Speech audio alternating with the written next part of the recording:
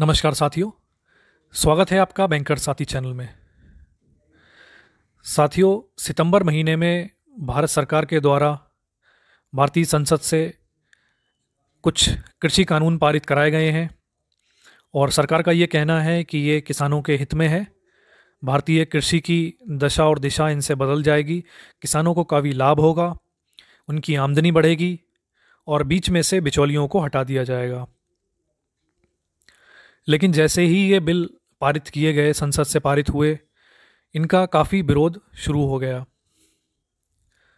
विपक्षी पार्टियां इनका विरोध कर रही हैं, साथ ही कुछ सहयोगी दल भी हैं जो सरकार के, जो एनडीए के सहयोगी थे, जिनमें प्रमुख जो पार्टी थी अकाली दल, जो पंजाब में एक मुख्य पार्टी है, उन्होंने इसके विरोध में, इन कानूनों के विरोध में अपना समर्थन भी वापस ले लिया सरकार से।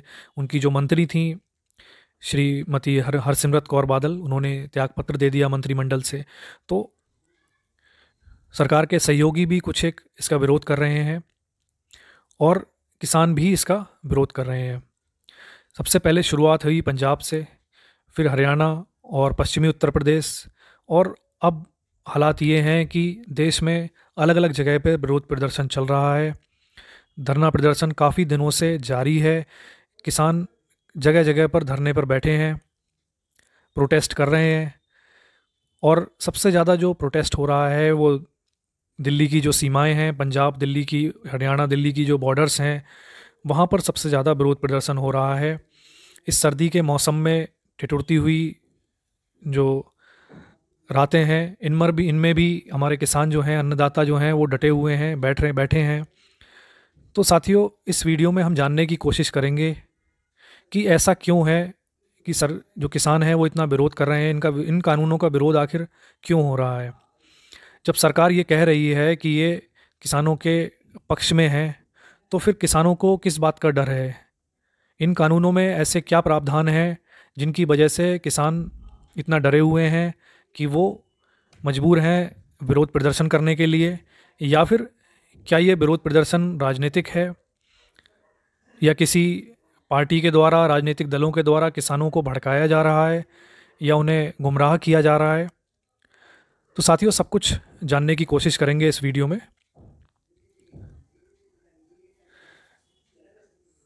साथियों, 3 कानून पास किए गए हैं भारतीय संसद के द्वारा 27 सितंबर 2020 को, और राष्ट्रपति की मोहर लगने के पश्चात हमारे जो मौजूदा राष्ट्रपति हैं, महामहिम श्री रामनाथ कोविंद जी, उनकी साइन होने के बाद में, मोहर लगने के बाद में ये कानून बन गए हैं। और इनको कलेक्टिवली, कॉमनली इनको कहा जाता है इंडियन फार्म रिफॉर्म ऑफ 2020। तो ये 3 अलग अलग कानून हैं, इनके बड़े से नाम हैं, पढ़ लेते हैं। पहला जो एक्ट है वो है the farmer produce trade and commerce promotion and facilitation act 2020। दूसरे एक्ट का नाम है the farmers empowerment and protection agreement on price assurance and farm services act 2020। और तीसरा एक्ट है the essential commodities amendment act 2020। तो तीनों ही एक्ट के बारे में जानेंगे कि इन तीनों एक्ट में सरकार का क्या व्यू है, और जो इसके क्रिटिक्स हैं, जो इसका विरोध कर रहे हैं, उनका क्या व्यू है। तो इन कानूनों को जानने से पहले साथियों, अभी मौजूदा व्यवस्था क्या है उसके बारे में थोड़ा सा बात कर लेते हैं। अभी इस समय क्या होता है साथियों, हमारे देश में जब भी कोई फार्मर है, कोई किसान है, वो कुछ अपने खेत में उगाते हैं, गेहूँ, दाल, चावल, सब्जी, कुछ भी जो भी किसान उगाते हैं, वो अपने प्रोड्यूस को लेके, फार्म प्रोड्यूस को लेके मंडी जाते हैं, एपीएमसी, कुछ इस तरह का दृश्य मंडियों में होता है। और यहाँ पर जो आड़तिये हैं, जो एपीएमसीज़ हैं, यहाँ पे वो अपना, किसान जो है वो अपना सामान जो है, फार्म प्रोड्यूस जो है, अपने प्रोडक्ट जो हैं, गेहूँ, धान, सब्जियाँ, कुछ भी, जो भी, आलू, वो बेच देते हैं। तो इस तरह से यहाँ पे काम होता है। और जो बड़ी कॉरपोरेट जो इंडस्ट्रीज़ हैं, जिनको ये सब ख़रीदने होते हैं, मान लीजिए कोई चिप्स बनाने वाली कंपनी है, उसको आलू ख़रीदने हैं, या कोई ब्रेड बिस्किट बनाने वाली कंपनी है, उसको गेहूँ ख़रीदने हैं, तो वो सब लोग यहाँ मंडियों से थोक में बड़े ज़्यादा मात्रा में ख़रीद लेते हैं। तो इस तरह से ये काम इस समय चल रहा है। और ये मंडियां हैं, इनको एपीएमसी भी कहते हैं, ये आपने ज़रूर देखी होंगी, जो छोटे बड़े सभी शहरों में आपको मिल जाएंगी। अब जो कानून आए हैं उनमें क्या है वो देखते हैं। साथियों, पहला जो कानून है जिसका नाम है the farmers produce trade and commerce promotion and facilitation act 2020। तो इस कानून में क्या है? इस कानून में कहा गया है कि सरकार अब जो फार्मर्स हैं जो अभी तक मंडियों में जाके एपीएमसी में जाके अपना माल बेचते थे, या फिर जो ख़रीदार थे, जो प्राइवेट कंपनियां थीं, वो मंडियों में आके सामान प्रोड्यूस खरीदती थी, फार्म प्रोड्यूस गेहूँ, धान, आलू जो वहाँ से ख़रीदती थी, तो उनके लिए ये ज़रूरी नहीं है कि वो वहीं से ख़रीदें। वो अब इनके अलावा भी बाहर भी, मंडियों से बाहर भी ख़रीद फ़रोख्त की जा सकती है।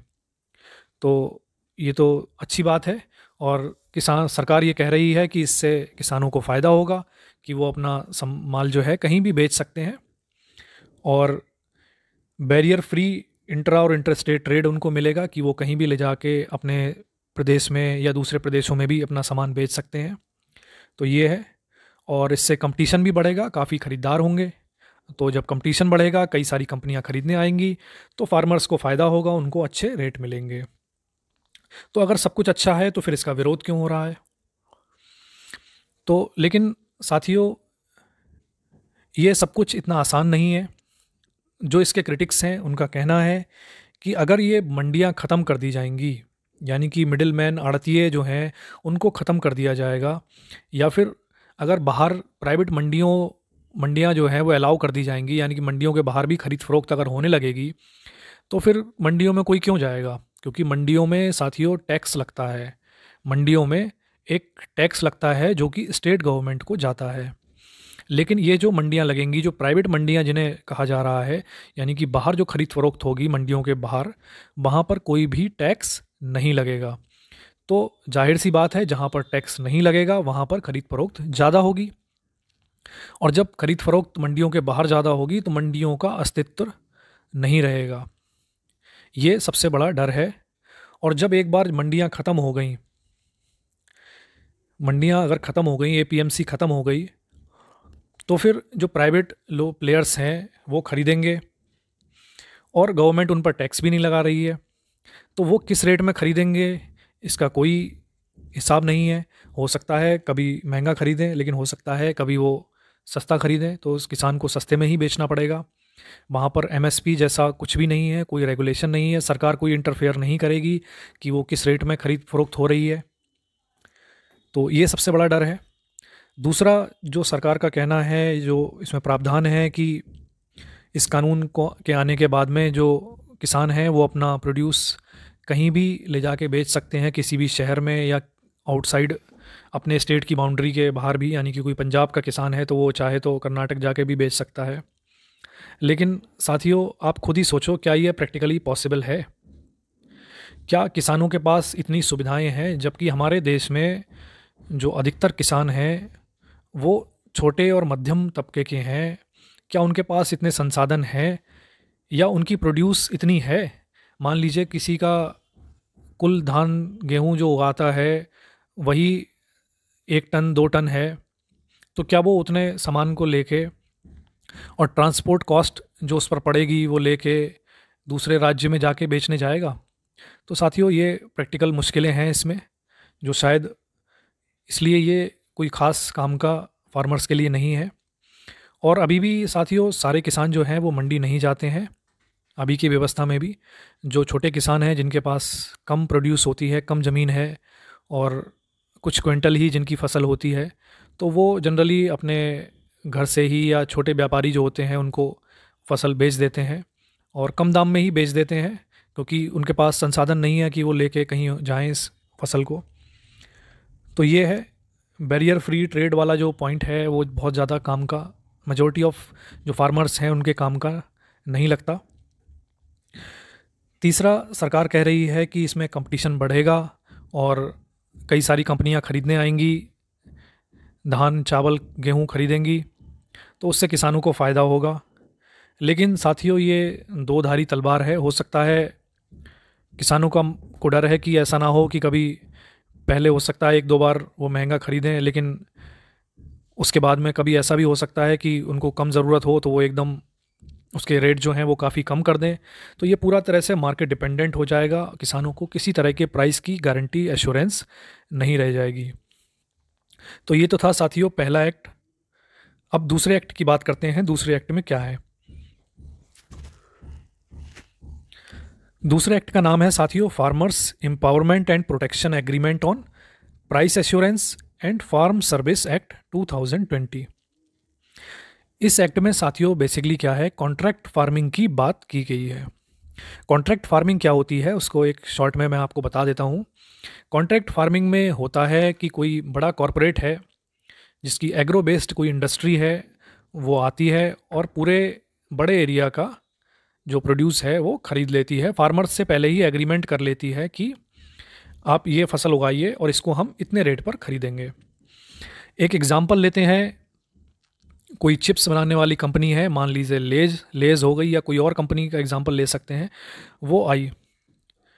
वो आए और उन्होंने आके अपना एस्टीमेट निकाला कि हमें इतने मेट्रिक टन आलू चाहिए। तो उन्होंने आके गांव में आए, पूरे गांव के सभी किसानों को बिठाया, सबसे बात की और सबके साथ एग्रीमेंट साइन कर लिया कि पूरे गांव में जितनी ज़मीन है सब में आप आलू लगाइए। और इसमें नॉर्मली कॉन्ट्रैक्ट फार्मिंग में रेट भी पहले ही तय हो जाते हैं। वो कह देंगे कि हमें आज ही आप सब में आलू लगाइए, जितना आलू आप उगाएंगे हम सभी आलू 25 रुपये किलो के हिसाब से, मान लीजिए उनमें एग्रीमेंट हो जाता है कि 25 रुपये किलो के हिसाब से हम खरीद लेंगे। तो इस तरह का होती है कॉन्ट्रैक्ट फार्मिंग, जिसमें पहले ही कॉन्ट्रैक्ट हो जाता है कि इतने ये प्रोड्यूस लगानी। उसके बाद में फार्मर भी निश्चिंत हो जाते हैं कि भाई हमें तो आलू मोले हैं, और जब आलू तैयार होंगे हमारे, तो चाहे जो भी रेट रहे उस समय मार्केट में, कम हो या ज़्यादा हो, हमें 25 रुपये किलो के दाम मिल जाएंगे। तो एक्ट ये भी अच्छा लगता है देखने में पहले। और दूसरा क्या है इसमें साथियों, कि डिस्प्यूट अगर कोई होगा, अगर मान लीजिए एग्रीमेंट से रिलेटेड कोई डिस्प्यूट होगा, तो वो डिस्प्यूट जो है सबसे पहले एसडीएम के पास जाएगा सेटलमेंट के लिए, या फिर अपीलेट अथॉरिटी जो है उनके पास उसके बाद जा सकता है। अब ये कॉन्ट्रैक्ट फार्मिंग वाला जो एक्ट है, जो कानून है, इसमें क्रिटिसिज्म ये है, इसका विरोध इसलिए हो रहा है क्योंकि हमारे देश में जो फार्मर्स हैं वो काफ़ी ज़्यादा फार्मर्स जो हैं वो पढ़े लिखे नहीं हैं, ज़्यादा पढ़े लिखे नहीं हैं।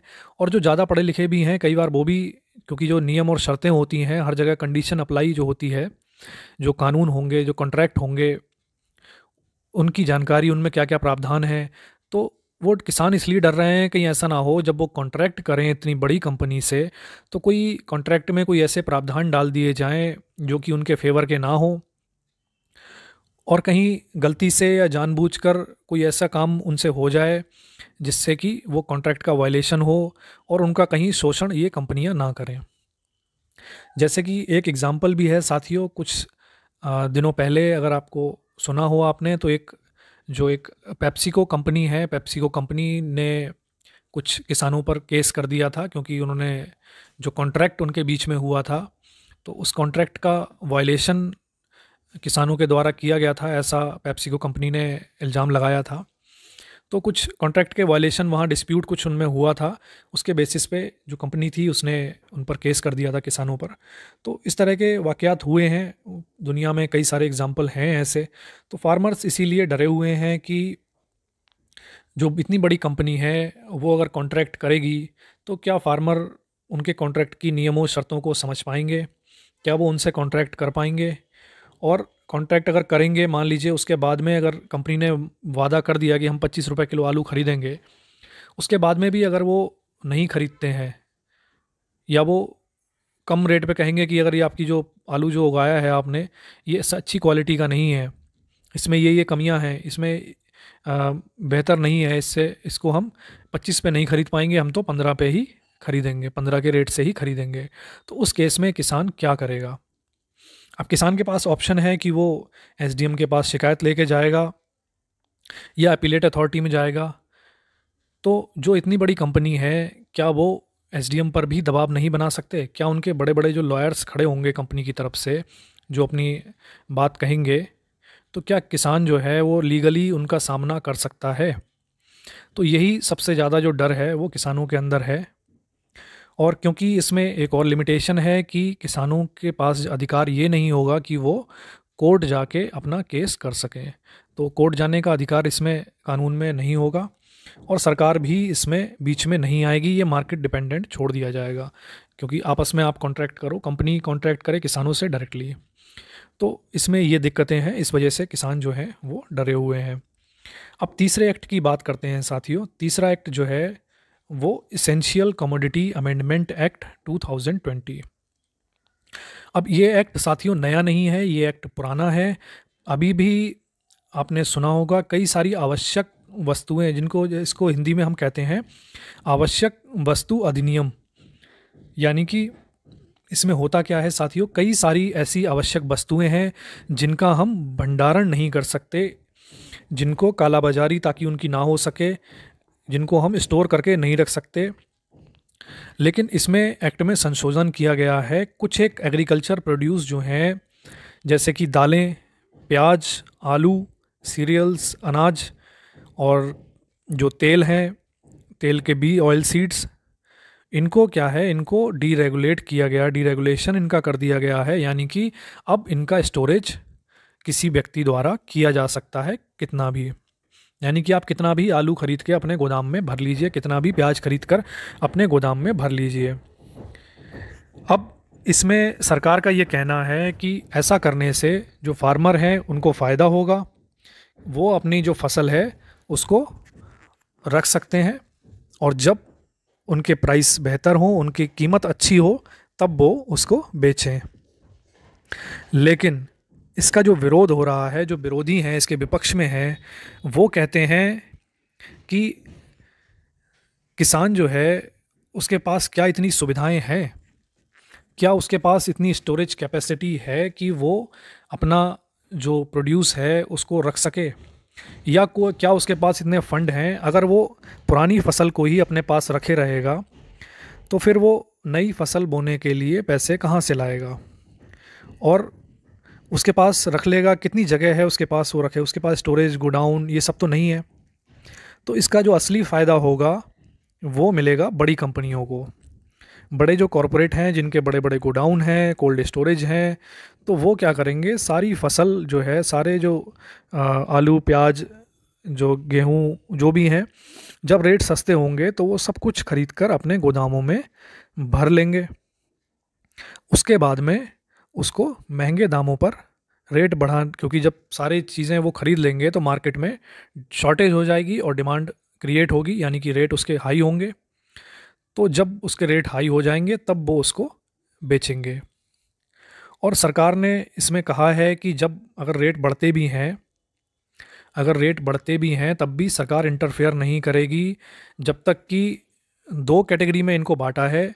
जो पेरिशेबल गुड्स हैं, यानी कि जो जल्दी ही ख़राब हो सकती हैं, जैसे कि फल हो गए और सब्जियां हो गई, इस तरह की जो हैं, तो उनके केस में अगर उनके दाम जो हैं वो दुगने हो जाएंगे, दुगने से ज़्यादा हो जाएंगे, कोई अगर 50 रुपये किलो, अगर मान लीजिए किसी सब्जी का दाम है, तो 50 से अगर वो 100 रुपये किलो हो जाएगी, 100 से ऊपर चली जाएगी, तब कहीं जाके सरकार उसमें इंटरफेयर करेगी, नहीं तो नहीं करेगी। और जो नॉन पेरिशेबल जो फूड आइटम है, जैसे कि दालें हो गई, गेहूँ हो गए, जिनको लॉन्ग शेल्फ़ लाइफ है, जिनकी ज़्यादा समय तक रखा जा सकता है, तो उन केसेस में सरकार जो है कम से कम अगर उनके रेट में 50% से ज़्यादा का उछाल आएगा तभी सरकार इसमें इंटरफेयर करेगी, अदरवाइज़ नहीं करेगी। और नॉर्मल केसेस में इनका कितना भी स्टोरेज जो है वो अलाउ कर दिया गया है, और कंपनियां जो हैं या किसान जो हैं, कोई भी व्यक्ति अपने पास रख सकता है लेकर। और केवल अगर युद्ध की स्थिति होगी या आपदा की स्थिति होगी तब जाके सरकार इसमें इंटरफेयर करेगी, अदरवाइज़ इसमें इंटरफेयर नहीं करेगी। तो इसमें दोनों तरह से दोनों लोगों को नुकसान दिख रहा है। इसमें सबसे पहला तो इसका इम्पैक्ट ये होगा कि कीमतें तो बढ़नी तय हैं। तो किसान ही नहीं, ये जो कंज्यूमर हैं, आप क्योंकि गेहूँ चावल सभी खरीदते हैं, तो अगर इनका स्टोरेज कंपनियां कर लेंगी या कोई और व्यक्ति अगर इनका स्टोरेज कर लेगा और डिमांड करिए शॉर्टेज हो जाएगी तो कीमतें बढ़ेंगी, तो कंज्यूमर जो हैं उनको भी इसका नुकसान झेलना पड़ेगा, इसकी कालाबाजारी के चांसेस भी बढ़ जाते हैं। तो इस वजह से इस कानून का भी विरोध हो रहा है।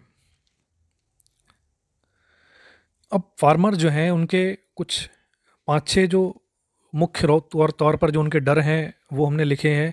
सबसे पहला तो यही है कि ये रिफॉर्म्स जो हैं, जो अभी की व्यवस्था है जो मंडी वाली जहाँ वो बेच रहे हैं उसके आदत उनको हो गई है, उनको वो ठीक लगता है। तो जब भी कोई नई चीज़ आती है तो एक डर या एक भय जो है वो स्वाभाविक है।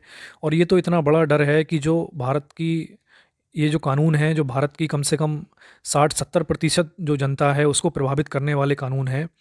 तो एक डर, एक नए चीज़ कुछ आएगी, प्राइवेट मंडी बनेगी, क्या होगा, तो इस तरह का जो भय है वो स्वाभाविक है।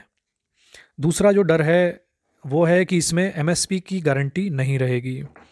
यानी कि एमएसपी रहेगा, सरकार कह रही है कि एमएसपी रहेगा, लेकिन उसकी गारंटी नहीं है। वो एमएसपी मिल भी सकता है, वो एमएसपी नहीं भी मिल सकता। हालांकि अभी भी आज की जो कंडीशन है उसमें भी जो किसान हैं, ऐसी रिपोर्ट्स हैं कि केवल बहुत कम संख्या में, यानी कि 6 से 8%, 10% किसान जो हैं वही एमएसपी का फ़ायदा ले पाते हैं, और बाकी जो किसान हैं वो तो एमएसपी से नीचे ही उनको बेचना पड़ता है अपनी फसलें। और ये जो कानून आने के बाद में जब प्राइवेट मंडी शुरू हो जाएंगी तो वहाँ पर एमएसपी जैसी कोई चीज़ नहीं रह जाएगी। तीसरा जो भय है कि जो बड़े कॉरपोरेट्स हैं, बड़ी कंपनियां हैं, उनके सामने किसान कहाँ ठहर पाएगा। जब कोई लेस जैसी कंपनी आके, कोई चिप्स बनाने वाली कंपनी आके आलू किसानों से कॉन्ट्रैक्ट करेगी साइन, और जब उनके बीच में कोई सौदा होगा उसमें कोई कमियां रह गई, कुछ गड़बड़ हो गई, तो किसान के पास क्या इतनी क्षमता है कि वो इन कंपनियों से लड़ पाए, उनसे कानूनी तौर पर जीत पाए या बार्गेन उनसे कर पाए। तो एक तरह से ये लेवल प्लेइंग फील्ड, मतलब बराबरी का सौदा नहीं रह जाता है। तो इस बात का भी डर है। स्टैच्यूटरी सपोर्ट इसमें कम है, लैक ऑफ स्टैच्यूटरी सपोर्ट, यानी कि किसान के पास में ऑप्शन जो हैं वो कम है। अगर डिस्प्यूट कोई होता है कंपनी के और किसान के बीच में तो वो एसडीएम तक जा सकता है। कोर्ट जाने की, जो हाई कोर्ट, सुप्रीम कोर्ट या ऊपर की हाई जो कोर्ट्स हैं उन पर जाने की जो अथॉरिटी है वो किसान को नहीं है। तो इसका भी डर है। और कुछ एक्सपीरियंस, जो पास्ट एक्सपीरियंस हैं उनकी वजह से भी लोग डरे हुए हैं। जो पास्ट एक्सपीरियंस हमने देखे, जैसे अमेजन, फ्लिपकार्ट के केस में देखें, एक समय था जब बहुत ज़्यादा डिस्काउंट आते थे इन पर, और धीरे धीरे प्राइस बहुत कम कर दिए। कई सारे लोग जो प्लेयर्स थे वो ख़त्म हो गए, छोटी कंपनियां ख़त्म हो गई, और उसके बाद में इन्होंने अपने प्राइस धीरे धीरे बढ़ाने शुरू कर दिए। पहले हर चीज़ में फ्री डिलीवरी होती थी, और जो आपको अगर याद हो कि फ़्लिपकार्ट पे और अमेज़न पे जब नई नई कंपनियां आई थी 7-8 साल पहले, कुछ सालों पहले, तो एकदम बहुत बड़े बड़े डिस्काउंट इन पर आए थे। उस तरह के डिस्काउंट अब आपको देखने को नहीं मिलेंगे। ऐसे ही टेलीकॉम सेक्टर का एग्जांपल अगर आप देखें तो एक समय पर कई सारी कंपनियां होती थी, बीएसएनएल भी थी, एमटीएनएल भी थी, और प्राइवेट प्लेयर्स भी कई सारे थे। लेकिन जियो के आने के बाद और जब इनमें प्राइस वॉर शुरू हुआ तो धीरे धीरे जब उन्होंने शुरुआत में सब कुछ फ्री और कम पैसे में देना शुरू किया, और उसके बाद में जब छोटे प्लेयर्स थे वो ख़त्म हो गए, जब कंपटीशन कम हो गया, तो अब आज के समय में 3 ही प्लेयर इसमें टेलीकॉम सेक्टर में रह गए हैं।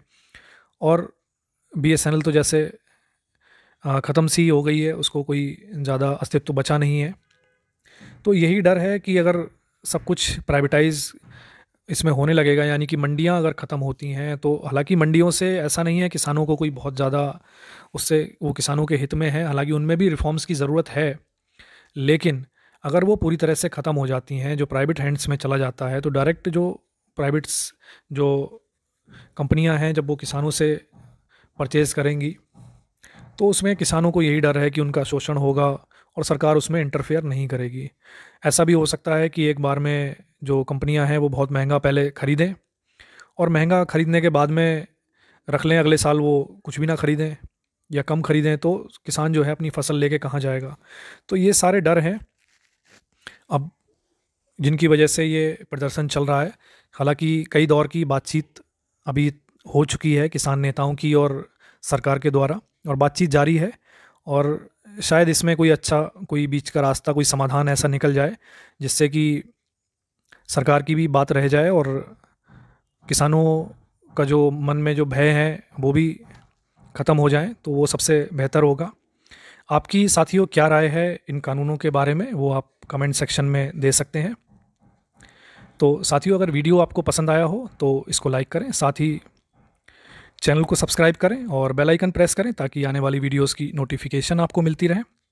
तो मिलते हैं साथियों नेक्स्ट वीडियो में। Thank you.